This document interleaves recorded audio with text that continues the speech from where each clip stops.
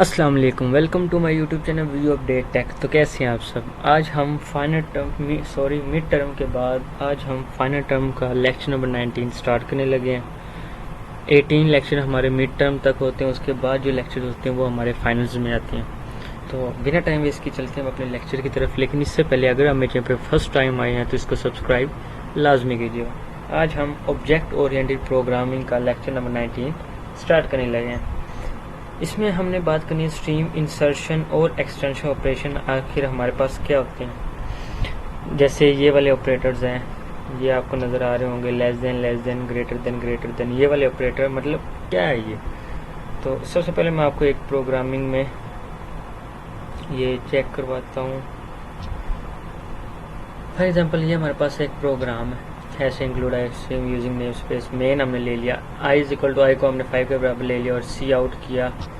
ये तो सबको ही पता है कि अगर हम इसको सी आउट करें, रन करें तो ये हमारे पास आएगा। इसकी वैल्यू बता देंगे, ये हमें 5 है। प्रोग्राम अभी प्रोसेसिंग हो रहा है, तो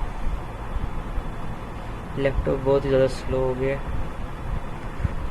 ये नो एरर्स, तो ये हमने कंपाइल एंड रन किया। ये थे हमारे पास लेस देन, ठीक हो गया। तो अब हमने इसको रन किया तो ये अब चेक कर सकते हैं हमारे पास ये इसने आंसर दे दिया 5, ठीक हो गया। अब हमने इसको क्या किया, अब हम इसको करते हैं सी इन, वो सी आउट किया था, अब सी इन करते हैं, ठीक हो गया। और इनको हम कर देते हैं ये। अब हम इसको कंपाइल एंड रन करके चेक करते हैं,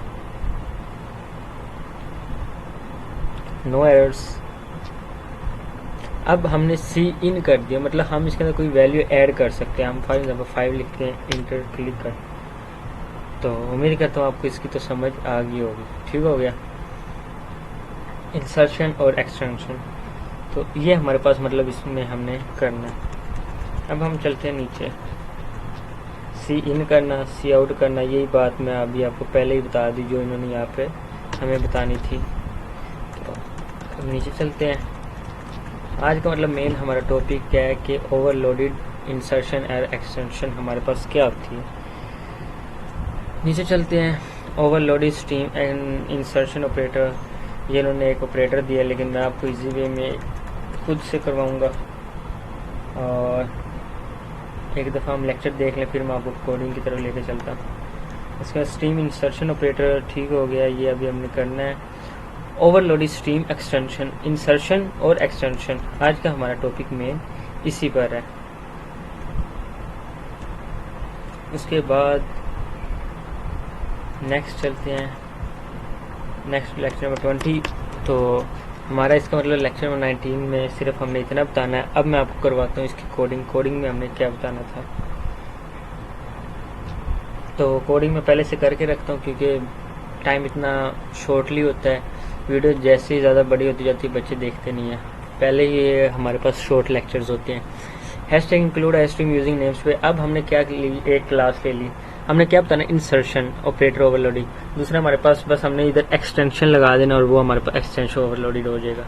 इसमें हमने क्या किया, पब्लिक लिया, एक स्ट्रिंग नेम लिया, टेस्ट, उसका मतलब उसको नेम, हमने उसको नेम दे दिया। फॉर एग्जाम्पल हमने उसको नेम दे दिया शर्जील। अब हमने क्या किया, एक फ्रेंड नेम लिया, फ्रेंड और स्ट्रीम इन स्ट्रीम नहीं ओ स्ट्रीम लिया, ऑपरेटर लिया, और स्ट्रीम को हमने आउटपुट लेना अब किससे, टेस्ट से। मतलब कि जो हमारा मतलब पब्लिक में हमें मतलब उसका आउटपुट से हमें नेम से बुलाएं। हमने यहाँ पे क्या लिया, शर्जील नेम लिया, तो वो हमें शर्जील नेम से बुलाएंगे। अब हमने उसका लिया आउटपुट में क्या लिया, योर नेम क्या है, शर्जील।